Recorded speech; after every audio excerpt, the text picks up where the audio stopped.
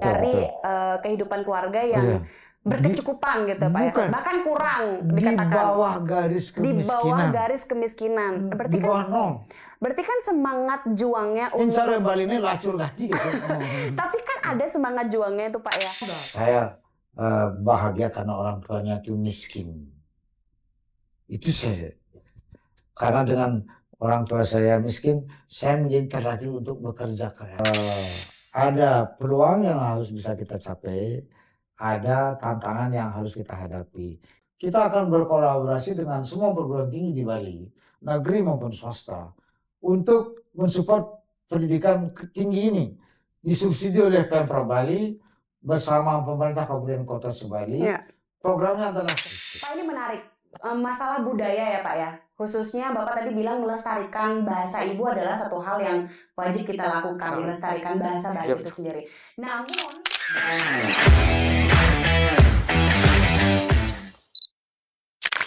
halo Sobat Podcast TVRI Bali, kembali berjumpa dengan saya Sumita Ganjali. Kali ini kita akan membahas mengenai hal yang penting banget untuk kehidupan sekarang, karena kapanpun, dimanapun, 3 hal ini kayaknya mesti kita kuasai dalam diri kita. Ya, hitung-hitung untuk upgrade diri lah ya Sobat Podcast, yakni ada leadership, kemudian juga pendidikan, sampai dengan edukasi politik. Karena hangat banget kan ya, baru-baru ini kita baru selesai aja berpesta demokrasi, jadi penting untuk kita paham nih, alur politik seperti apa sih yang baik dan benar untuk kita sebagai generasi muda penerus bangsa. Ini bisa lebih baik dan benar dalam menjadi generasi penerus bangsa. Tentunya kali ini yang hadir di podcast TVRI Bali adalah sosok yang leadershipnya kayaknya nggak usah ditanya ya. Karena banyak banget track record pengalamannya yang kemudian semoga bisa menjadi inspirasi kita dalam menata hidup ini tentunya dalam dunia leadership. Jadi beliau adalah dulunya sebagai anggota Komisi 10 DPR RI di periode 2004, 2009, 2014 sampai dengan 2018. Nggak berhenti di situ aja. Kemudian juga beliau merupakan Gubernur Bali periode 2018-2023. Dan juga kabar baiknya adalah beliau merupakan Gubernur Bali terpilih, Bapak Dr. Insinyur Wayan Koster MM. Om Swastiastu. Pak Koster, selamat datang di podcast TVRI Bali. Ya, sebelumnya bagaimana perasaannya Bapak, pesta demokrasi sudah selesai? Iya, itu pertempuran yang ngeri-ngeri sedap. Ngeri-ngeri sedap ya Pak ya. Tapi kalau dalam sebuah kompetisi gitu Pak, kadang kan kita suka mengukur potensi diri kita, menilai kemampuan kita. Terprediksi nggak sih Pak hasilnya saat ini? Terpilih lagi? Secara hitung-hitungan. Karena saya memang backgroundnya orang statistik, metodologi riset. Jadi karena saya sudah menjabat 1 periode tahun 2018 sampai 2023 dan sudah menjalankan sejumlah agenda pembangunan, hasilnya juga sudah dilihat dan dirasakan oleh masyarakat Bali. Bahkan tidak hanya masyarakat Bali, luar Bali juga melihat perubahan yang ada di Bali. Ya, saya punya hitung-hitungan keyakinan periode kedua harusnya tidak ada hambatan ya untuk terpilih, dan seharusnya dengan perolehan suara yang lebih tinggi, minimum 70%. Terus sekarang kesampaian Pak berarti? Enggak nyampe. Sesuai target nggak? Tercapainya hanya 61,46%. Ya. Tapi cukup membuat hati gembira Pak? Ya, suasananya beda tentu saja. Karena itu meskipun tidak sesuai target, itulah hasil yang harus kita syukuri. Dan saya bersyukur dapat itu, dan kawan-kawan juga happy melihat hasil yang dicapai. Ya, tentunya juga harapan kami sebagai masyarakat, beban Bapak di pundak berarti semakin berat ya Pak ya, karena akan bertugas kembali untuk membawa Bali yang lebih baik. Dan kami berharap semoga apapun nanti program yang menjadi unggulan Bapak untuk Bali ke depan bisa menjadi wakil suara dari kami-kami masyarakat Bali ya Pak ya. Tapi sebelum kita jauh ke politik, saya mau tahu dulu seorang Pak Koster ini dulu ya, pendidikannya seperti apa, dan ini kan kalau dilihat dari S1, S2, S3 ini sudah mencapai semua tingkatan pendidikan ya Pak ya. Itu gimana Pak melihat dunia pendidikan sampai akhirnya mendapatkan strata 3 doktor ini? Sebaiknya ini dirunut dari awal. Oke, silakan. Saya bersekolah SD di Desa Sembiran, Kabupaten Buleleng. Nah, saya lahir 20 Oktober 1962. Saya anak pertama dari 5 bersaudara. Saya berada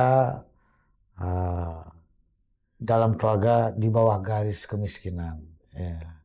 Jadi saya sekolahnya di SD itu ketika kelas 4, kelas 5 itu sudah sambil bekerja. Iya, bekerja. Memburuh. Memburuh. Okay. Kalau cara Bali memburuh. Dari SD itu Pak? Dari SD. Oh my God. Ya umur kalau kelas 4 itu kira-kira kan 10 tahun ya. 10 tahun, 11 tahun. Saya sudah memburuh, nyangkul, ngebajak. Terus ngangkut bata merah, pasir, jualan daun pisang, jualan daun saya. Itu karena orang tua kan nggak punya penghasilan cukup. Jadi saya kerja dan hasilnya saya kasih ke ibu itu. Nanti kalau bayar sekolah dikasih. Kalau hari raya dibeliin baju baru. Nah itu. Cuma itu aja. Nah saya bersyukur dilahirkan dari keluarga yang tidak mampu, di bawah garis kemiskinan. Rumahnya sangat sederhana, tradisional, bedeg. Kemudian makannya juga nasi kalau bahasa Bali itu nasi cacah. Tahu nasi cacah? Singkong yang diparut. Singkong yang diparut, dijemur, keringin, itu kemudian dikukus, itu makanannya. Ya.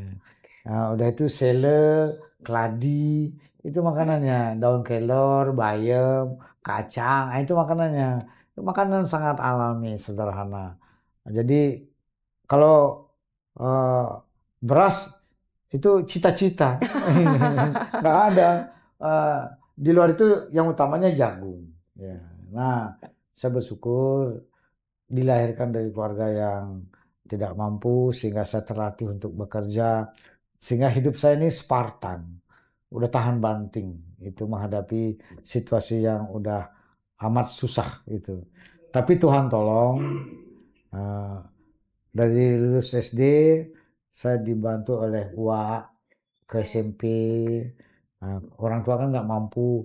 Wak waktu itu kakaknya ibu, kakak kandungnya ibu. Jadi kepala desa, dia cukup mampu. Beliau yang nyekolahin saya di Singaraja. Di SMP Baktiase. Kemudian di SMP Baktiase lulus, saya ke SMA Negeri Singaraja. Nah, selama sekolah, meskipun saya dari keluarga tidak mampu, saya selalu juara. Wow. Selalu juara, ya. Dan saya kesukaannya belajar ilmu berhitung, aljabar, geometri. Saya malah musuhan sama itu Pak waktu itu SMA. Saya kesukaan itu. Nah, saya juara di sana. Kemudian lulus SMA Negeri Singaraja tahun 81. Saya melanjut ke Institut Teknologi Bandung. Nah, sebenarnya saya diterima juga di Udayana, Fakultas Kedokteran. Wow. Tapi saya pilih di ITB. Cuma nggak ada yang membiayai. Jadi saya berangkat ke Bandung bonek. Nekat. Oh gitu. Nekat. Jadi waktu itu saya ngemis minta ke om saya yang dosen di Singaraja, Om Rinjin, almarhum. Beliau ngasih saya sangu 75.000. Terus saya jualan ayam, dapat jualan 25.000. Terus saya kakak sepupunya ayah itu jualan gudel 150.000. Jadi saya ke Bandung dari 9 itu modalnya cuma 250.000. Itu yang saya bawa ke Bandung. Terus saya numpang di senior, numpang tidur di kamarnya di bawah, pakai karpet doang. Nah, itu. Nah, kemudian karena kebetulan saya jago matematik, maka saya buka iklan di koran Pikiran Rakyat, itu judulnya Guru Datang ke Rumah untuk les matematika. Kan banyak orang yang anak kaya, jadi dia kan butuh les. Nah, terus saya dapat ada 4 anak, 2 SMP, 2 SMA. Nah, sekali datang saya dapat 5.000. Wow. Nah, kali 4, 20.000 seminggu. Kalau Kali sebulan, sebulan? kali 4, Wow. 80.000. Udah di Bandung zaman itu cukup dengan uang 30.000. Banyak kembaliannya berarti Pak ya, untuk disimpan. Ya, sisa. Terus saya pakai untuk ngebantu sepupu saya di Bali untuk sekolah. Karena perlu dibantu kan. Jadi saya survive dengan itu. Terus selain ngasih les matematika, saya nulis buku. Saya kan karena suka matematika, nulis buku matematika, nulis buku fisika, nulis buku kimia, nulis buku biologi, nulis buku IPA terpadu. Terus saya jual naskah. Kemudian setelah jadi buku dia oleh penerbit, saya di luar kuliah ngisi waktu kosong jualan buku. Keliling-keliling saya ke SMA-SMA di Bandung, pakai sepeda motor, jalan. Kalau ada waktu kosong, waktu kuliah, saya keliling-keliling jualan buku, dapat saya lagi duit, gitu. Akhirnya bisa untuk bayar kontrak setahun. Kan rumah kontrak itu, tapi tidak satu rumah, satu kamar, rame-rame sama yang dari Bali. Nah, itu yang membuat bisa saya hidup, termasuk untuk biaya kuliah, kemudian sewa rumah, makan, semuanya saya mandiri. Saya kuliahnya karena memang suka matematika, kuliahnya itu di Fakultas Matematika Ilmu Pengetahuan Alam, jurusan matematika. Wow. Tahun 81 saya masuk, saya lulus 87. Ujiannya itu bulan Desember 87. Wisudanya April tahun 88. Kemudian saya ngambil spesifikasinya statistik dan probabilitas matematiknya. Di ITB kan matematiknya ada matematika sains, ada matematika engineering, ada matematika statistik probabilitas. Saya ambil statistik probabilitas. Menjadi basic untuk metodologi riset. Nah, kemudian selama saya kuliah, walaupun saya miskin, cari uang sendiri, saya aktivis di ITB. Teman saya yang seangkatan aktivis itu Pak Pramono Anung. Saya lebih senior lagi 1 tahun. Saya angkatan 81, beliau angkatan 82. Berarti itu masa-masa strata 1? Masih S1 udah aktif juga jadi aktivis, kerja juga iya? Kerja juga iya. Untuk biaya kuliah? Iya. Tepat waktu Pak lulusnya? Dulu waktu di ITB itu, zaman saya, itu masih sampai lulus S1, 165 SKS. Jadi dia rata-rata lulusnya 7 tahun. 7 tahun rata lulusnya. Saya lulus 5,5 tahun. 5,5 tahun pun saya sempat 1 semester nggak kuliah,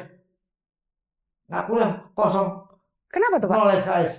Karena pada saat itu ada dinamika, ada gejolak. Institut Teknologi Bandung kan organisasi mahasiswanya namanya Dewan Mahasiswa. Ya. Itu ditolak oleh pemerintah. ditolak oleh pemerintah. Dan mahasiswa kan demo terus, bertahun-tahun demo untuk menjaga lembaga Dewan Mahasiswa ini. Akhirnya ada kompromi. Pemerintah kan menawarkan namanya itu Senat Mahasiswa. Ya. Nah, kita menolak. Ya. Waktu itu pemerintah memberlakukan konsep NKK BKK. Apa sih, belum pernah dengar ya? Belum. NKK BKK itu, Di-spill apa tuh? NKK itu normalisasi kehidupan kampus. BKK itu Badan Koordinasi Kemahasiswaan. Itu zaman dulu, zaman Orde Baru, ini untuk mengerem aktivitas mahasiswa supaya jangan demo-demo. Oh, karena pada itu rame ya Pak ya, demo-demo ada itu sampai ya. masuk tahanan. Oh my God. Ada kawan saya, senior saya namanya Mas Heri Ahmadi, Ketua Dewan Mahasiswa ITB, itu ditahan selama beberapa tahun. Itu untuk mempertahankan itu, sehingga dibuat organisasi baru. Nah, zaman saya itu dibentuk organisasinya yang dinamakan dengan Senat Mahasiswa. Saya menuntaskan konsepnya waktu itu, pembentukan organisasi Senat Mahasiswa tingkat universitas, tingkat fakultas, dan tingkat jurusan. Selesai dia. Ketika itu sudah mau diisi, Pak Rektor tidak setuju. Karena dapat arahan dari pemerintah pusat, nggak boleh. Akhirnya konsepnya ada, tapi belum bisa diisi jabatannya, vakum dia. Itu waktu itu. Nah, setelah saya lulus baru itu jalan. Nah, waktu saya nyusun itu saya nggak kuliah supaya bisa selesai. Berarti karena fokus nyusun organisasi itu, akhirnya konsep organisasi mahasiswa itu merelakan kuliah itu. Iya. 1 semester. 1 semester. Menyesal nggak Pak? Nggak menyesal, karena saya menyumbangkan pikiran untuk pembentukan organisasi kemahasiswaan sebagai jalan kompromi antara keinginan mahasiswa ITB dengan keinginan pemerintah. Nah, namanya Senat Mahasiswa, tetapi tatanan struktur organisasinya kita yang menentukan. Nah, gitu. Jadi selesai. Tapi waktu itu masih dicurigai juga oleh pemerintah. Jangan dulu diisi, nanti kalau diisi nanti kumat lagi kayak Dewan Mahasiswa. Waduh, lagi begitu. Ya. Jeda lagi kuliahnya? Enggak. Syukurnya enggak. Saya harus selesai. Harus selesai. Dan saya dipanggil sama Pak Rektor. Dipanggil sama Pak Rektor. Wayan, bilangnya manggil saya Wayan. Wayan, kamu kapan lulus? Kamu kok nggak lulus kamu? Nggak Pak, sebentar lagi saya lulus. Saya bilang gitu. Terus saya difasilitasi dapat kredit mahasiswa supaya cepat bikin skripsi. Terbantu lah akhirnya Pak ya. Beliau tuh ingin orang-orang aktivis itu yang suka nyusahin di kampus itu supaya cepat lulus. supaya nggak nyusahin lagi. Supaya nggak bikin ribet terus di kampus katanya. Kamu cepat lulus ya katanya gitu. Ya kebetulan memang udah lama juga kan gitu. Ya udah, saya mau lulus. Saya akhirnya wisuda. Begitu sambil nulis buku. Lulus saya tidak langsung kerja, saya nulis buku lagi. Nulis matematika semester 1, 2, 3, 4, 5, 6 untuk SMA. Nulis itu. Saya jual naskah. Satu naskah 750.000. Pada saat itu? Pada saat itu. Wah, kaya raya ya Pak ya? Iya, lumayan modal hidup di Jakarta. Kan mesti ke Jakarta punya modal. Oh, berarti setelah dari Bandung, tamat S1, tidak langsung S2, tapi bekerja dulu. Bekerja dulu. Oke. Tahu nggak kerjanya? Ke Jakarta. Merantau lagi, modal nekat lagi. Tahun 88 saya ke Jakarta menjadi tenaga honorer di Badan Penelitian dan Pengembangan Departemen Pendidikan dan Kebudayaan. Waktu itu menterinya Pak Fuad Hasan. Nah, saya jadi tenaga honorer, tahu nggak honornya berapa? 65.000. Nggak sebanding dengan hasil buku saya gitu ya Pak? Nggak cocok, tapi ya itulah. Tapi karena saya bekerja sebagai peneliti, karena bekerja sebagai peneliti dapat tambahan honor dia, nulis proposal, terus perjalanan melakukan penelitian ke Keliling daerah kan. Saya jadi tahu Indonesia, ke Kalimantan, ke Sulawesi, ke Sumatera, keliling Indonesia, penelitian terus. Ya. Nah, kaitannya dengan kebijakan pendidikan kita riset. Nah, sambil jadi peneliti juga jadi dosen. Setelah tamat S1 itu. Iya, sambil jadi dosen. Saya mengajar di Setia Perbanas. Kemudian di Universitas Tarumanegara. Kemudian mengajar di Universitas Pelita Harapan. Banyak ya Pak ya? 4. Luar biasa loh. Bina Nusantara. Nah, itu per SKS 20.000. Kalau di Pelita Harapan 30.000. Wah, udah lumayan, udah cukup hidup. Nah, sambil juga peneliti, menjadi dosen, itu mulai tahun 88. 88. Terus tahun 92 PNS. Jadi PNS saya. Ikut tes lulus PNS. Baru 92 dari 88. 4 tahun saya honorer. 92 PNS. Nah, terus setelah jadi PNS saya karena dosen haruslah pendidikannya ngambil S2. S2 akhirnya. Ngambil S2. Berarti setelah PNS dulu baru cari S2. Ya, Oke. Lama itu. Tahun 94 saya baru jedanya S2. lama ya Pak ya. S94 S2 kan 92 saya PNS. Iya. 94 saya S2 itu 1,5 tahun. Jadi 96 pertengahan baru itu selesai. Nggak keganggu lagi dengan aktivis ya Pak? Nggak. Udah fokus kuliah aja. Kuliah doang sama peneliti. Oke. Ngambil jurusan manajemen sumber daya manusia. S2-nya. Kemudian lanjut lagi S3. Tanpa jeda berarti antara S2 ke S3 itu. Jeda sebentar. 97 baru saya lanjut S3. Karena istirahat dulu ya Pak ya otaknya? Atau gimana? Enggak. Saya pikir karena tahu Google banget banyak belajar nggak ya? Waktu daftarnya nggak cukup. Oh. Waktu itu kan dia per termin. Ya. Lagi bulan apa pendaftaran itu nggak selalu ada kan itu. Nah, sambil itu saya juga ngumpulin duit kan gitu. Oh gitu.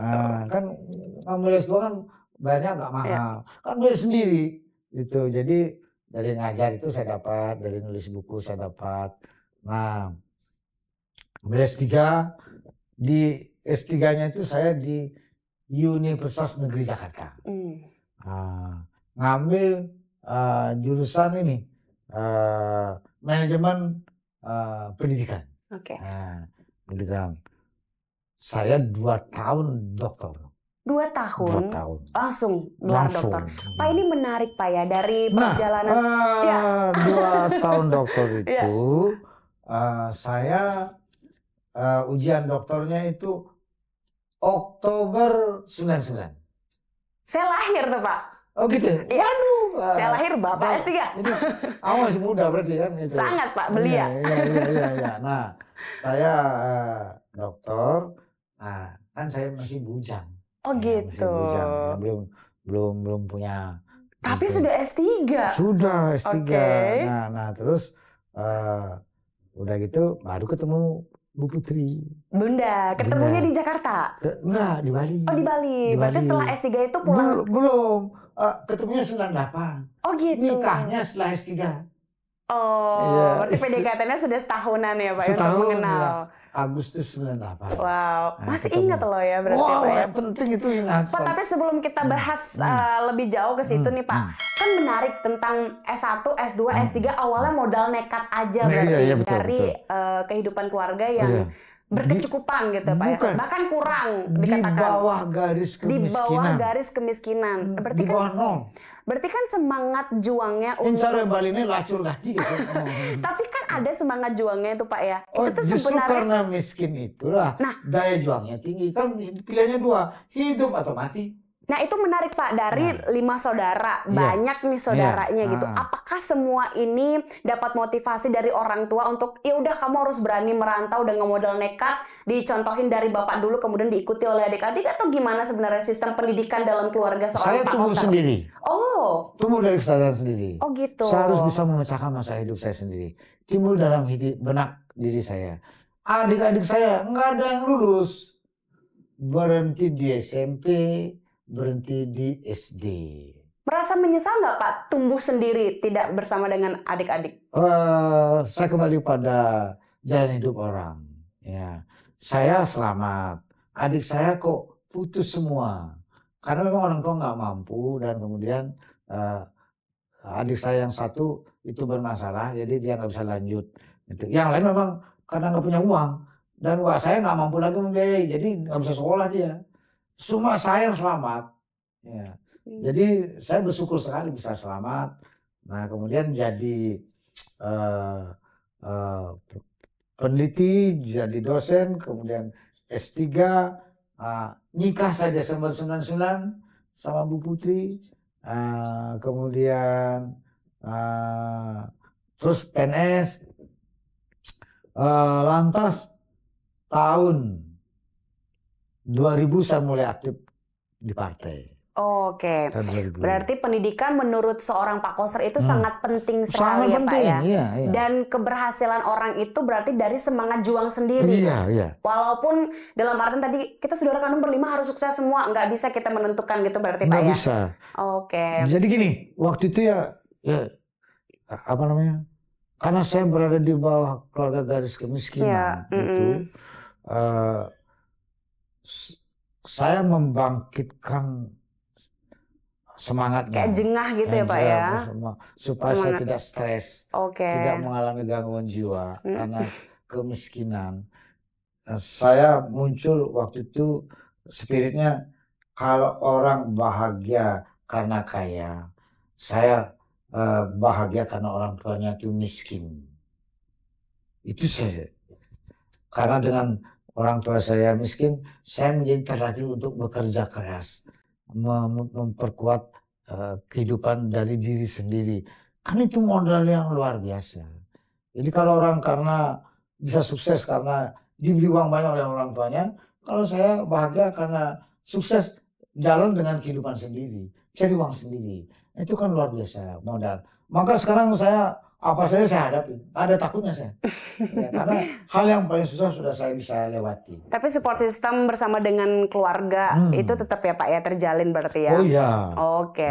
Nah kemudian kita masuk ke dalam jiwa leadership dulu Pak. Sebelum kita masuk kenapa Pak Koster tertarik ke dunia politik gitu. Leadershipnya dulu berarti apa yang membuat seorang Pak Koster ini tadinya yang cuma fokus kuliah tiba-tiba kok belok banting setir ke aktivis juga, ikut terlibat, kemudian aktif juga dalam dunia organisasi. Gimana Pak? Jadi gini, saya kira dia tidak tumbuh tiba-tiba. Ya. Saya masih ingat betul waktu SD saya sudah menjadi ketua kelas waktu SD. Mencalonkan diri sendiri? Enggak, atau dipilih? Oh dipilih. Dipilih oleh teman sekelas. Terus kalau ada kegiatan apa-apa, saya ditunjuk untuk memimpin. Jadi ketua kegiatan. Waktu di SMP gitu juga. Menjadi ketua kelas. Kegiatan-kegiatan saya suruh memimpin. Ditunjuk oleh teman-teman. Oleh Pak Guru juga gitu. Kamu ya Koster katanya gitu. Nah, pimpin ya katanya gitu. Mau saya. SMA saya aktif jadi ketua unit kesenian SMA Singaraja, SMA Negeri Singaraja. Pengurus OSIS saya. OSIS saya di SMA Negeri Singaraja. Yang membidangi kesenian. Terus lanjut ke ITB, aktif di kegiatan kemahasiswaan. Saya menjadi ketua unit. Ketua lagi. Kesenian Bali. Mahagotra Ganesha. MGG ITB, saya ketuanya. Plus berinteraksi dengan semua kegiatan kemahasiswaan yang ada di ITB. Maka saya ketemu Pak Pramono, kawan-kawan saya yang lain, Pak Trenggono yang sekarang jadi Menteri Kelautan itu teman seangkatan, teman aktif. Ya terus dia berlanjut. Aktif itu kan aktivitas organisasi itu kan suka-suka, nggak ada yang nyuruh. Ya kita kan nggak tahu. Ya senang-senang aja gitu sebenarnya, senang-senang kumpul, ngomong-ngomong, diskusi. Nah lantas lulus dari ITB di Jakarta, mulai menjadi tenaga honorer bekerja di Jakarta. Aktif saya di organisasi keumatan Hindu, yang pemudanya Perhimpunan Pemuda Hindu Indonesia, Pradah. Udah itu di Prajaniti. Ya. Nah, tapi Pak Koster, dari pengalaman Bapak yang terus menjadi ketua, otomatis menjadi seorang pemimpin dari kecil gitu ya Pak ya, sampai sekarang kemudian juga pernah menjadi pemimpin nomor 1 di Bali dan selanjutnya juga akan melanjutkan periode itu. Apakah menurut Bapak menjadi seorang pemimpin itu serta-merta dia harus bisa memerintah, kemudian dia harus bisa menguasai panggung audiensnya, atau bagaimana sebetulnya kriteria seorang pemimpin yang mempunyai leadership yang cakap, Pak? Menjadi pemimpin, namanya pemimpin, ya harus memimpin. Tugas pemimpin itu adalah, apalagi kepala daerah, ya, tentu harus yang utama membangun daerahnya, memajukan daerahnya, dan kepentingannya, tujuannya adalah untuk kesejahteraan masyarakatnya.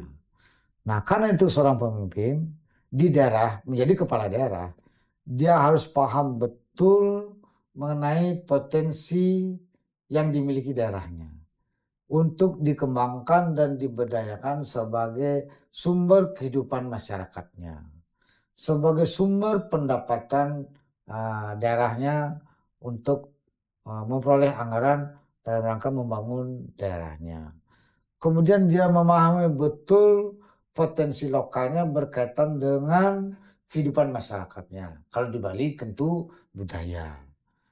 Budaya dengan berbagai unsurnya, ada adat istiadat, ada tradisi, ada seni, ada kearifan lokalnya.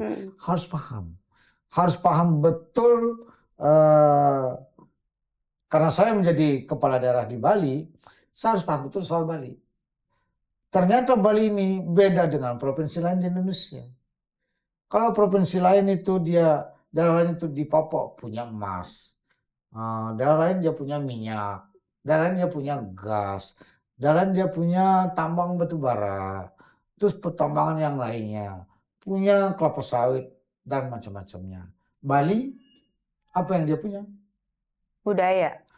Bali punyanya yang unggul adalah budaya. Ya. Itu rezekinya, anugerahnya. Bali luasnya itu cuma 5.636 km persegi. Ya. Kecil dibandingkan dengan Jawa, Sumatera, Kalimantan, Sulawesi, Papua. Jumlah penduduknya pun cuma sekarang nih 4,4 juta. Dibandingkan dengan penduduk Indonesia 270 juta, berapa persen Bali? Wilayahnya kecil, jumlah penduduknya sedikit. Kalau dibandingkan dengan daerah lain, yang cara Bali ini sing ada apa? Sing ada apa Bali ini? Gitu. Tapi Bali dianugerahi kekayaan yang luar biasa, budaya. Ya. Kekayaan, keunikan, keunggulan budaya Bali luar biasa. Kalau budaya Bali, saya memastikan di dunia tidak ada yang lain. Oke, berarti next periode kepemimpinan seorang Pak Koster ini adalah menonjolkan budaya, begitu Pak ya, iya, dari Bali ini sendiri. Memprioritaskan dan mengutamakan budaya sebagai basis kehidupan masyarakat Bali, sebagai fundamental yang mendorong kemajuan Bali dalam berbagai sektor pendidikan, kesehatan, perekonomian, dan segala macamnya. Bermula dari budaya. Itulah sebabnya saya menjadikan budaya itu sebagai hulu pembangunannya Bali. Oke. Nah ini menarik Pak. Kalau kemudian sebagai seorang pemimpin, bagaimana Pak bisa menyamaratakan persepsi kita sebagai masyarakat Bali gitu Pak ya, untuk meminimalisir ada anggapan bahwa sekarang budaya yang ditonjolkan berarti akan diperjualbelikan kah budaya Bali ini? Apakah Bali for sale kah? sebagai seorang pemimpin bagaimana Pak bisa menyampaikan Oh tidak. maksud? Jadi begini, budaya Bali itu sudah menjadi laku hidup masyarakat. Ya. Dalam berbagai aktivitas upacara, upacara, ya. Ada odalan, puja Bali di desa-desa, ada Galungan, ada Kuningan, ada Pagerusi, ada Saraswati, ada Purnama, ada Tilep, segala macam. Dan berbagai karya seni tampil. Nah, itulah Bali yang sejati-jatinya Bali. Ya. Itulah yang membuat Bali itu menjadi daya tarik, dicintai, dihormati dan dibanggakan oleh masyarakat luar Bali, Indonesia maupun dunia, yang membuat Bali itu menjadi sangat terkenal dan kemudian orang berkunjung ke Bali. Karena apa? Karena tarikan budayanya yang sangat kuat. Berkembanglah kemudian pariwisata, kemudian dari pariwisata berkembanglah ekonomi. Jadi budaya inilah yang mengungkit tumbuhnya pariwisata dan ekonomi di Bali ini. Jadi di Bali ini harus betul-betul kokoh menjaga budaya Bali. Kalau sampai budaya Bali ini tidak terjaga dengan baik, tidak berkelanjutan dia, hilang ini, punah dia, maka Bali ini tinggal lama. Nggak akan dipandang lagi oleh masyarakat luar. Sekarang dipandang karena budayanya. Oleh karena itu segala potensi yang merusak tatanan budaya Bali itu harus diselesaikan, dicegah. Itu untuk keberlanjutan eksistensi Bali dengan generasinya yang terus tumbuh berkembang ke depan. Ini harus ditumbuhkan kepada generasi muda kita. Baik, kita akan menantikan ya bagaimana kemudian program-program unggulan Bapak untuk menjaga budaya ini bisa kita buktikan bersama-sama ya Pak ya tentunya. Nah kemudian kita masuk nih Pak, dari leadership itu kemudian ada ketertarikan seorang Pak Koster untuk terjun ke dunia politik. Padahal kan kayaknya seru banget ya Pak ya dunia pendidikan. Kenapa lagi sih si belok ke politik Pak? Karena kata orang kan politik keras banget tuh hidupnya. Jadi begini, saya tuh basicnya kan memang senang organisasi, aktif. Suatu saat saya diajak nih, Pak Koster masuk PD Perjuangan yuk, katanya itu. Saya ikut itu. Tadinya itu kita nggak punya pikiran apa-apa, ya senang aja geradang duduk. Lama-lama kok makin berperan di partai, membantu PD Perjuangan waktu itu tahun 98, 99, 2000 terus.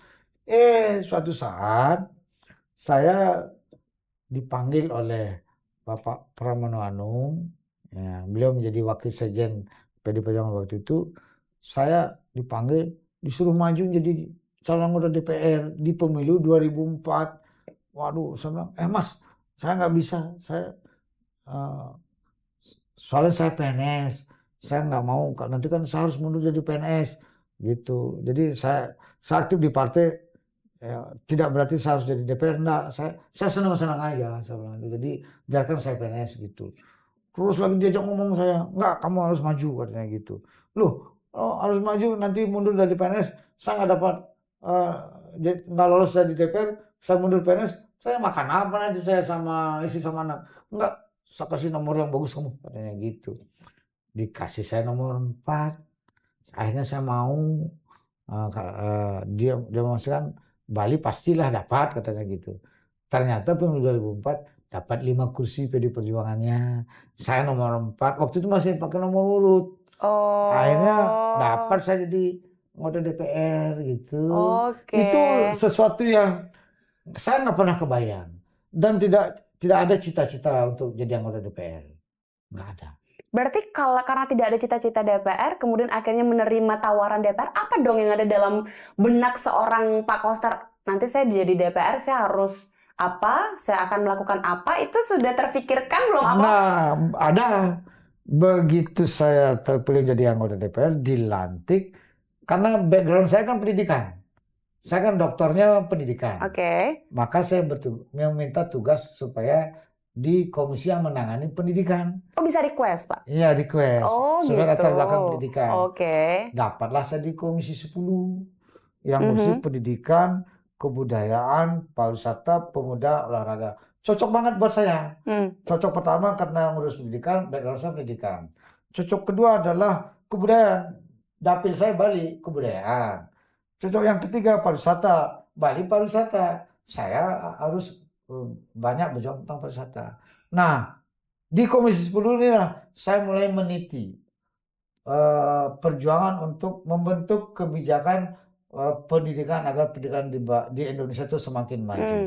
Salah satu penopang kemajuan pendidikan di Indonesia, di dunia, tentunya termasuk Indonesia, itu adalah guru. Tanpa guru pendidikan tidak akan bisa maju. Karena guru yang menentukan kemajuan pendidikan, maka guru ini harus kita urus dengan baik. Kesejahteraannya, kualitasnya, harus kita lurus, profesinya, kompetensinya. Maka saya memperjuangkan undang-undang guru. Begitu saya duduk, nomor satu yang saya kerjakan, bikin undang-undang guru. Saya ngambil inisiatif sendiri. Saya sendiri merenung di Kopo Bogor Wisma DPR, belajar membuat undang-undang. Pertama kali saya membuat, yang saya buat adalah undang-undang guru. Tapi saya diskusi dengan pengurus PGRI pusat.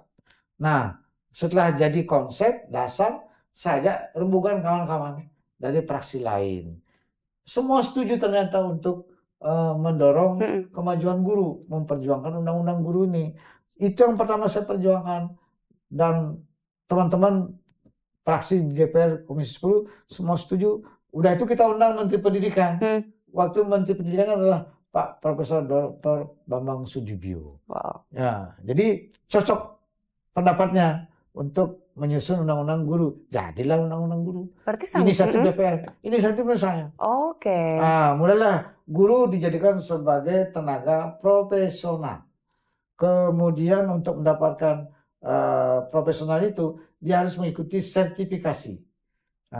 Kalau sudah lulus sertifikasi, dia dapat sertifikat profesi. Kemudian setelah itu, kalau dia dapat sertifikat profesi, maka dia berhak mendapat tunjangan profesi guru 1 kali gaji pokok. Kan naik dia pendapatannya guru. Gaji pokoknya juga dinaikin, tunjangan profesi dapat. Wah, jadi dulu kalau guru itu gaji pokoknya 3 juta, dia dapat tambahan lagi 3 juta. 6 juta dia. Langsung dia naik pendapatannya guru. Nah, itulah yang saya lakukan. Jadi dia itu Undang-Undang nomor 14 tahun 2005. Itu untuk guru yang sudah dilabeli sebagai pegawai negeri? Atau enggak? Semua. Oh, semua? Baik guru PNS maupun non-PNS. Yang honorer? Negeri maupun swasta. Negeri maupun swasta? Iya, honorer juga boleh. Oke. Jadi tidak harus dia PNS untuk mendapatkan sertifikat profesi ini. Semuanya bisa. Jadi mulai dari situ mulai naik kesejahteraan guru. Nah, kemudian dikenallah saya oleh guru di seluruh Indonesia sebagai pejuang kesejahteraan guru melalui undang-undang guru. Tapi tidak hanya guru, karena waktu itu mumpung bikin undang-undang sekalian dosen. Jadi dia undang-undang guru dan dosen. Jadi dosen juga ini. Nah, mulai dari situ ditata. Untuk menjadi guru minimum pendidikan harus S1. Nah, setelah S1 jadi guru. Kalau untuk dosen minimum S2. Ada kualifikasinya itu kualifikasi. Akhirnya Pak ya, dari kualifikasi pendidikan. Keberadaan Bapak di anggota Komisi 10 DPR itu. Udah itu mulai saya ini membuat kebijakan yang berpihak kepada siswa miskin. Kenapa saya berpikir itu? Karena orang miskin di Indonesia banyak. Nah, saya orang miskin dulu waktu kecilnya. Saya berpikir jangan sampai anak-anak sekarang sulitnya sekolah seperti saya. Syukur saya dibantu orang. Bagaimana kalau nggak dibantu orang? Berarti kan nggak bisa lanjut sekolah dia.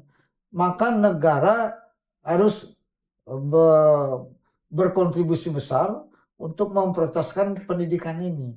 Maka saya memikirkan bagaimana siswa-siswa yang berasal dari keluarga miskin seperti saya dulu, supaya sulitnya nggak sama seperti saya. Saya ditolong orang. kan nggak semua orang bisa ditolong orang.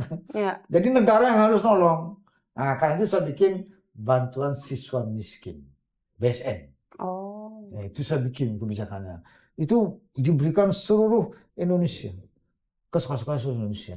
Di situ mulai kebijakan-kebijakan pendidikan yang pro rakyat miskin. Nah itu senangnya saya. Berarti pada masa itu Bapak bisa katakankah kalau ketimpangan siswa miskin di Indonesia khususnya di Bali itu tidak banyak atau bagaimana kondisinya saat itu? Di Bali waktu itu yang miskin banyak. Terutama di daerah Jemberana, Karangasem, Bangli, Klungkung, Tabanan. Nah itu. Ada Karangasem, antar dulu. Jemberana, Buleleng, Karangasem, Klungkung, Tabanan. Hampir semua ya Pak ya? Ya, hampir itu merata. Banyak. Kan termasuk ini dia. Kabupaten yang tertinggal. Tapi BSM itu berarti merata? Oh, seluruh Indonesia. Oke, ya. Seluruh Indonesia. Dirasakan juga berarti ya? Iya, selama 3 itu, periode ya. Bapak menjabat di anggota Komisi 10 DPR RI ini. Oke. Kemudian Pak, kok bisa belok jadi gubernur? Kok bisa percaya diri banget Pak dari Komisi 10 nih DPR RI kata Bapak sudah nyaman banget, sudah sesuai dengan pendidikan saya dan lain sebagainya. Apa yang membuat seorang Pak Koster percaya diri, oh saya bisa memimpin daerah di Bali? Enggak begitu. Terus gimana dong? Enggak percaya begitu. Jadi, lalu bagaimana? Jadi bukankah ketika kita menjadi seorang pemimpin kita harus percaya dulu sama diri kita Pak? Oh bukan. Lalu? Bukan seperti tidaknya. Lalu bagaimana? Ini tiba-tiba. Tiba-tiba lagi? Jadi begini, saya kan anggota DPR. Oke. Periode pertama 2004-2009. Periode kedua 2009-2014. Periode ketiga 2014. Tunggu dulu. Periode pertama 2004-2009. Saking banyaknya perjalanan ya. 2009-2014. Oke. Periode ketiga 2014-2019. Nah, betul. Nah, 2015 saya dipercaya ditugaskan oleh Ibu Megawati menjadi Ketua DPD PD Perjuangan Provinsi Bali melalui putranya beliau yaitu Bapak Muhammad Prananda Prabowo. Pak Koster jadi Ketua DPD ya, katanya. Siap, gitu kan di PD Perjuangan nggak boleh kata tidak, harus siap. Ya, mulai saya jadi ketua 2015, mulai menata partai di Bali seluruhnya PD Perjuangan. Nah, terus kan begitu saya menjadi ketua kan di Bali ini PD Perjuangan mulai tertata, disiplin organisasi, manajemen partainya kita perbaiki jadi bagus dia. Tiba-tiba pemilu 2014 ya 2000 enggak loh pemilu 2014 pemilu 2014 lah. Kemudian menjadi DPR periode ketiga mulai disebut-sebut nama-nama nominasi di koran munculnya. Calon-calon masuk bursa itu ya Pak ya? Iya, disebutin di koran-koran itu.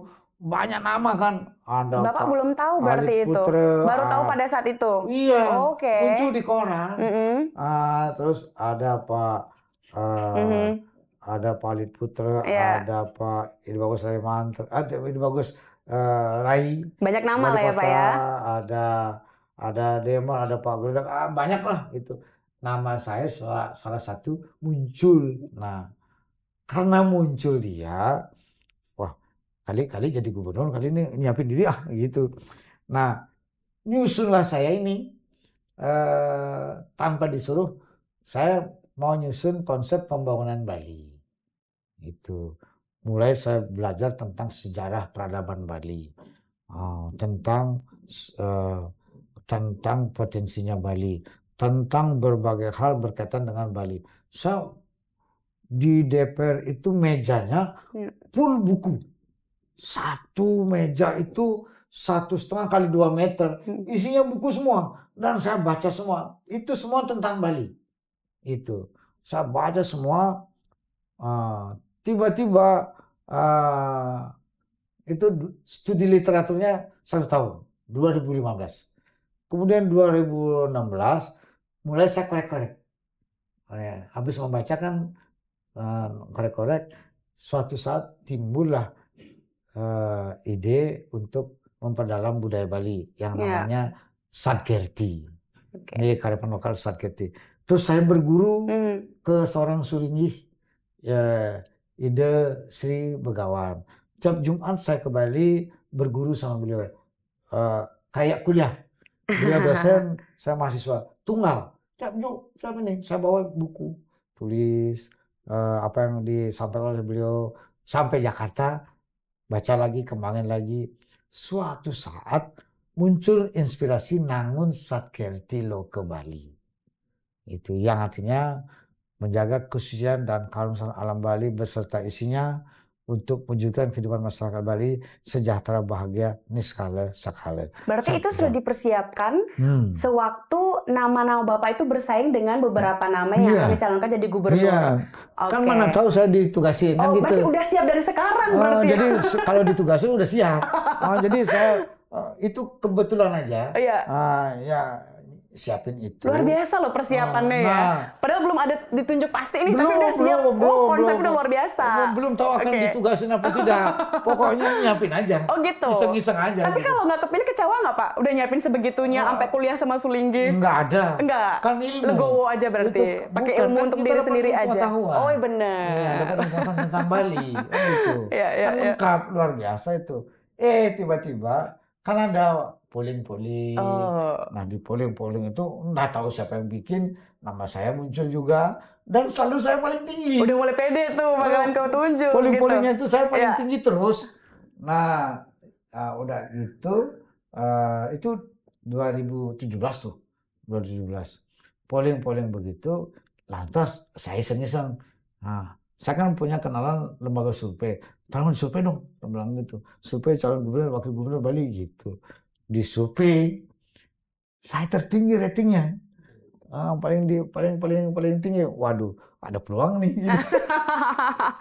Makin mantapin konsepnya makin. Nggak tahu. Nah, ketika mulai proses penjaringan di partai, muncullah nama saya, dikirimlah ke DPP, disampaikan kepada Ibu Mega.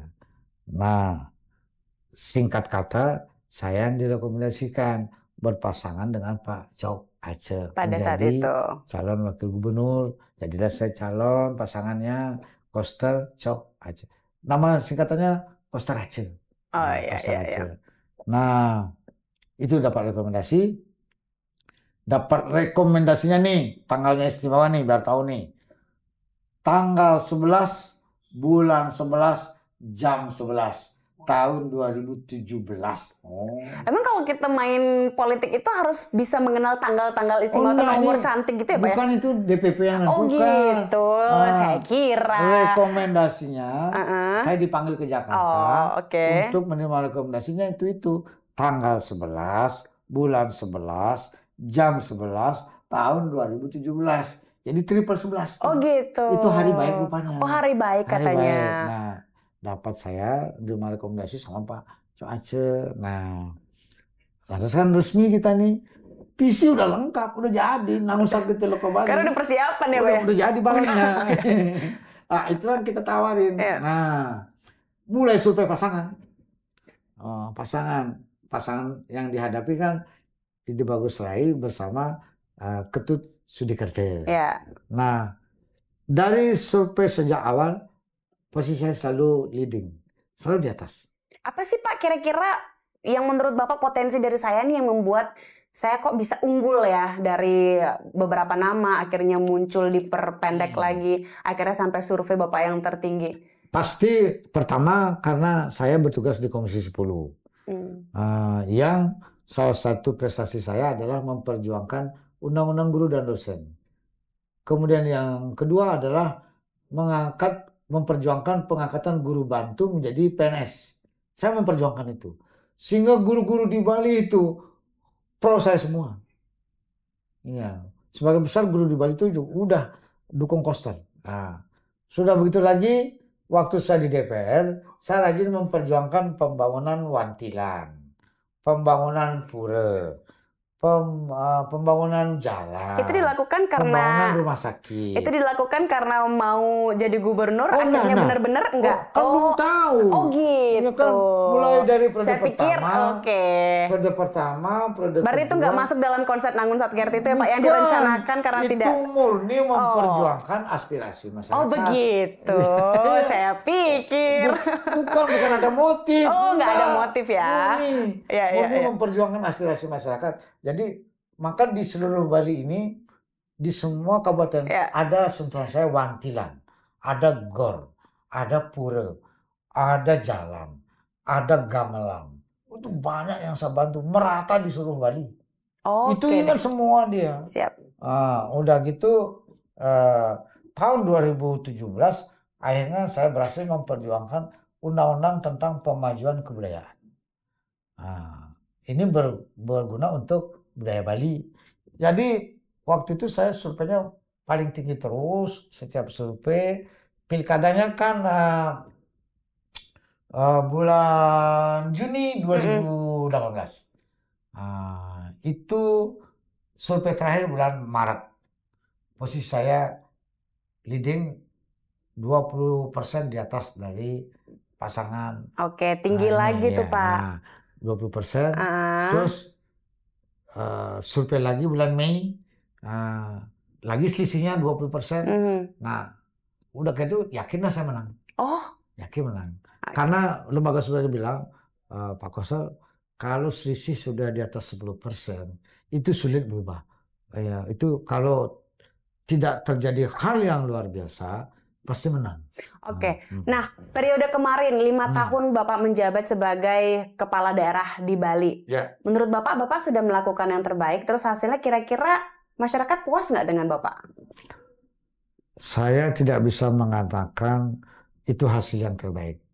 Tapi yang saya dapat katakan adalah itu terbaik yang bisa saya berikan. Terbaik yang bisa saya lakukan. Apakah masyarakat menilai itu hasil yang terbaik atau tidak? Saya nggak ngerti. Tapi yang pasti adalah saya sudah menuangkan segala pikiran, tenaga, dan waktu saya untuk menjabarkan pelaksanaan visi Nangun Satkerti Loka Bali. Saya memperkuat Desa Adat dengan Perda nomor 4 tahun 2019. Saya memperkuat budaya Bali dengan Perda nomor 4 tahun 2020 tentang penguatan dan pemajuan kebudayaan Bali.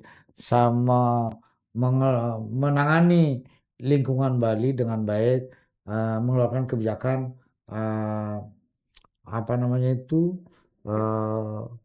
kebijakan dengan peraturan gubernur nomor 97 tahun 2018 tentang pembatasan timbulan sampah plastik sekali pakai. Oke. Kemudian pengelolaan sampah berbasis sumber. Kemudian penggunaan aksara Bali. Kemudian penggunaan busana adat Bali. Kemudian penggunaan endek Bali.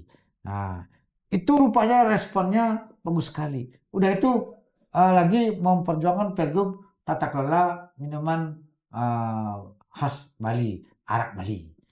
Itu dulu kan dilarang dulu, diuber-uber sama polisi. Setelah saya mengeluarkan Pergub, sekarang aman, produknya banyak. Nah itu mendapat dukungan dari masyarakat, sehingga masyarakat itu puas. Pertama karena saya berpihak pada adat dengan Perda, memperkuat desa adat, itu direspon bagus oleh masyarakat. Kemudian menggunakan aksara Bali, responnya bagus dari masyarakat. Menggunakan busana adat Bali, responnya bagus oleh masyarakat. Arak Bali juga responnya bagus masyarakat. Kan kita survei kebijakan, kepuasan publik tiap tahun, tiap akhir tahun. Jadi respon paling tinggi terhadap kebijakan saya itu adalah menggunakan busana adat Bali. Itu sampai 94% orang mengapresiasi. Kemudian juga menggunakan aksara Bali, menggunakan endek Bali, menggunakan arak Bali. Arak Bali juga surveinya tinggi, Pak? Tinggi, 88%. Akan dilanjutkan berarti periode selanjutnya? Dilanjutkan, orang sekarang udah produknya udah banyak, udah 54. Keren, udah berkelas dunia dia. Berarti bisa dipastikan bahwa apa yang menjadi kekayaan atau kebudayaan di Bali ini legalnya sudah sesuai dengan aturan hukumnya gitu Pak ya? Udah. Oke, sehingga bisa diberdayakan oleh masyarakat. Plus membangun infrastruktur saya. Oke. Jalan shortcut. Ya. Singaraja Mengui. Dulu cita-cita, sekarang udah terwujud. Pelabuhan Sanur, Nusa Penida, Nusa Lembongan, bangun. Udah itu rencana membangun kawasan pusat kebudayaan Bali. Ya. Kemudian membangun tur ya para tower di Buleleng. Oke. Masyarakat udah melihat, jadi itu membuat masyarakat itu kokoh dukungannya untuk maju di periode kedua. Cuma Udah yakin menangnya ya, Pak ya? harusnya menangnya 70%. Berarti apakah kalau kita jadi pemimpin kita harus punya kepercayaan diri yang tinggi, Pak? Oh, dengan rasional. Dengan rasional. Nggak pede nekat. Harus hitung-hitungan. Cuman kalau perjuangan meraih mimpi aja modal nekat tadi, Pak ya? Iya. Oke, berbicara mengenai pendidikan, berbicara mengenai leadership atau kepemimpinan dan juga politik tadi, Pak. Apa poin-poin yang kita sebagai generasi muda harus ingat ke dalam ketiga poin itu untuk masa sekarang? Nah, begini, dunia tidak statis. Dunia itu dinamis, berkembang. Dan di dalam perkembangannya itu ada peluang yang harus bisa kita capai, ada tantangan yang harus kita hadapi, yang kompleks dan berat. Jadi generasi ke depan itu harus menyiapkan diri dengan lebih bagus lagi. Nah, apa langkah untuk menyiapkan diri? Nomor satu adalah pendidikan.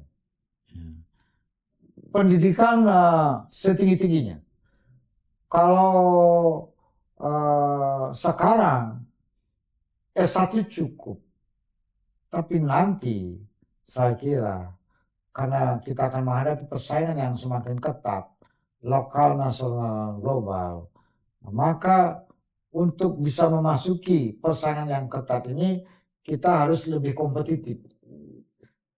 Apa kompetitifnya yang harus disiapkan? Pendidikan. Sekarang cukup S1, nanti nggak cukup S1, S2, bahkan S3. Maka rencana saya di periode kedua itu saya akan mendorong. Sekarang tingkat lulusan SMA yang masuk ke perguruan tinggi baru 34%. Di periode kedua akan saya dorong minimum menjadi 40%, bahkan kalau bisa 50%. Sudah S1 semua. Ya. Nah, yang S1 lulus ini kita dorong ke S2. Kita dorong juga ke S3. Nah, bagaimana caranya? Tentu saja nggak mudah. Karena keluarga nggak semuanya mampu. Kita akan berkolaborasi dengan semua perguruan tinggi di Bali, negeri maupun swasta, untuk mensupport pendidikan tinggi ini. Disubsidi oleh Pemprov Bali bersama pemerintah Kabupaten Kota Sebali. Ya. Programnya adalah satu keluarga satu sarjana. Nah, itu. Ya. Okay. Satu keluarga satu sarjana. Nah, kalau satu keluarga satu sarjana bisa terwujud, saya kira satu sarjana ini kita berikan kesempatan kerja, bisa bekerja dia sudah bisa mengangkat harkat martabat keluarganya. Okay. Bisa melanjutkan pendidikannya. Nah, juga akan di bagian anak SMA, SMK yang prestasinya terbaik, kita akan fasilitasi dengan beasiswa masuk ke S2. Akan ada banyak S3. Ya Pak ya, program-program yang meningkatkan kualitas pendidikan. Ya. Oke, luar biasa. Nah, untuk S1-nya ini kita akan kerjasama dengan perguruan tinggi, program khusus, program gotong royong untuk menopang pendidikan S1 di Bali. Supaya biayanya murah dia, kalau perlu keluarga itu mungkin hanya berapa persen. Pemerintah Provinsi Bali, kabupaten kota yang ikut mensubsidi. Oke, gitu. Pak, ini menarik. Masalah budaya ya Pak ya, khususnya Bapak tadi bilang melestarikan bahasa ibu adalah satu hal yang wajib kita lakukan, melestarikan bahasa Bali itu sendiri.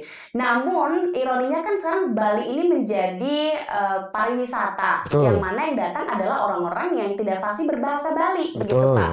Jadi kita harus juga menguasai namanya bahasa internasional. Nggak ada masalah. Iya betul. Ya. Lantas bagaimana dong Pemprov Bali untuk mengayomi masyarakat Bali agar dia juga tidak tertinggal dan tidak terpuruk akan datangnya orang-orang yang tidak mengetahui bahasa Bali yang dia pelajari, yang dia jaga, dia lestarikan, tapi dia juga bisa survive untuk menyambut kedatangan tamu-tamu pariwisata ini. Jadi tidak mengikut sertakan orang luar gitu loh Pak. Jadi kita bisa memanfaatkan orang lokal juga, lu bisa bahasa Bali bisa, terus menyambut wisatawan internasional juga bisa gitu. Jadi begini,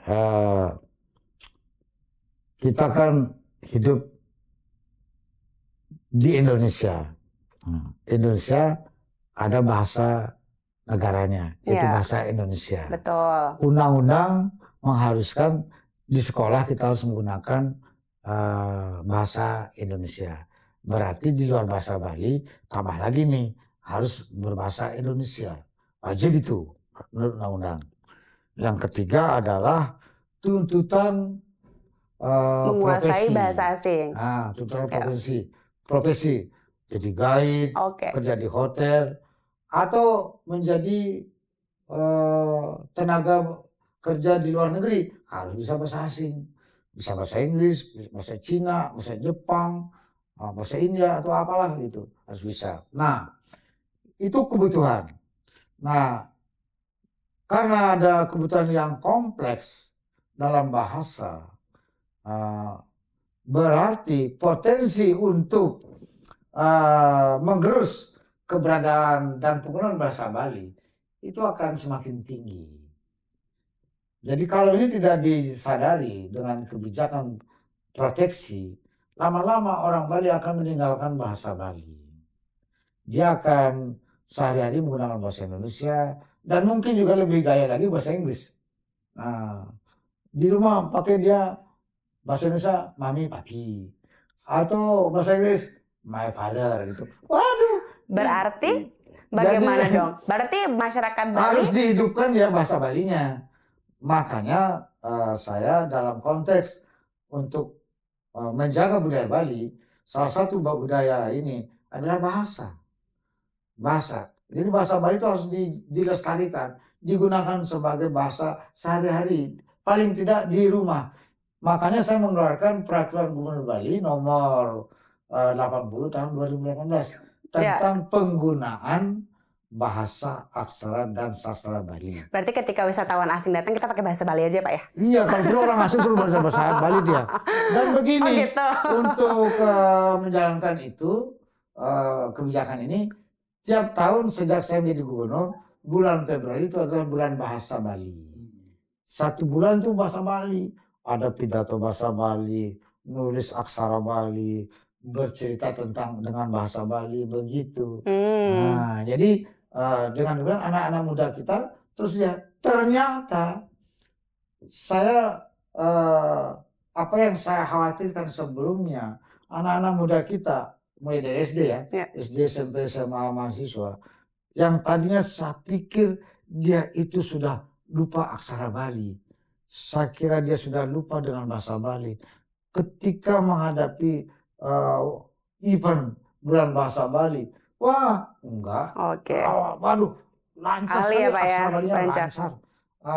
Udah gitu berbahasa Bali, pidato sambutan cerita lancar bahasa Bali, berarti kita nggak perlu khawatir. Ya. Benar juga, pendidikan akan ada program ke luar negeri juga, beasiswa ya Pak ya? Iya. Berarti kita pakai bahasa Bali ke luar negeri Pak? Kalau perlu kita tularkan bahasa Bali ke luar negeri juga. Gitu. Di Australia sudah ada perguruan tinggi yang ngajarin bahasa Bali. Oke, kita utamakan lah ya bahasa ibu ini ya, lestarikan. Bagus juga idenya itu. Kalau ke depan pelan-pelan kita keluarkan turis yang berkunjung ke Bali harus bisa bahasa Bali. Wah, itu dia. Yang ke Bali, kalau mau ke Bali belajar bahasa Bali. Jangan-jangan nanti dari negaranya malah buka lapak rezeki Pak, jadi pengajar bahasa Bali. Ya kan lebih bagus kan. Oh gitu. Berarti orang lokalnya akan stay di Bali aja dong, nggak keluar negeri Pak? Nggak menambah? Oh enggak, kan pasti dia butuh guru. Oh gitu. Iya. Jadi orang lokal Bali diterbangkan. Oke lah kalau begitu. Pesan terakhir Pak untuk Sobat Podcast TVRI Bali tentang pentingnya edukasi, pendidikan, kemudian juga paham politik dan leadership dalam kehidupan sehari-hari untuk diri sendiri. Ya, melalui kesempatan yang baik ini, saya sebagai gubernur periode pertama 2018 sampai 2023 dan sekarang terpilih lagi Asungkara menjadi gubernur. Untuk periode kedua akan menjabat 2025 sampai 2030. Saya sangat berharap kepada masyarakat Bali dan tentu saja adik-adik generasi muda, generasi milenial dan Gen Z itu betul-betul mencintai, bangga dengan kebudayaan Bali dan menjadikannya itu sebagai laku hidup kita di Bali, menjadikan itu sebagai basis untuk mengembangkan berbagai kehidupan yang kita jalani di Bali, agar Bali ini tetap bisa eksis, survive, berkualitas, berdaya saing, serta berkelanjutan dari generasi ke generasi sepanjang zaman, supaya Bali ini selalu dapat mengikuti perkembangan zaman di era perkembangan teknologi digital yang begitu pesat, modern, dalam tatanan kehidupan kita yang kita hadapi, tetapi juga kita tetap bisa menjaga kekayaan, keindahan, keunggulan budaya Bali. Jadikan sebagai laku hidup kita sebagai nak Bali. Itu harapan saya. Astungkare semua akan bisa kita jalani dengan baik ke depan. Itu harapan dan keinginan saya sebagai gubernur terpilih, dan Astungkare akan dilantik tanggal 7 Februari nanti sebagai gubernur Bali berpasangan dengan Bapak Nyoman Giripraste. Suksema, Om Santi Om. Baik, terima kasih Pak Koster. Semoga selalu sehat dan selamat mengemban tugas ke depannya. Terima kasih. Dan demikian untuk podcast edisi kali ini bersama dengan Bapak Dr. Insinyur Wayan Koster SIMM. Betul ya Pak ya? Terima kasih sudah menginspirasi Sobat Podcast dimanapun berada. Kalau kamu suka dengan episode kali ini, jangan lupa di like, share, and subscribe. Dan sampai jumpa lagi di episode berikutnya. Aku Smita Ganjali pamit. Bye-bye.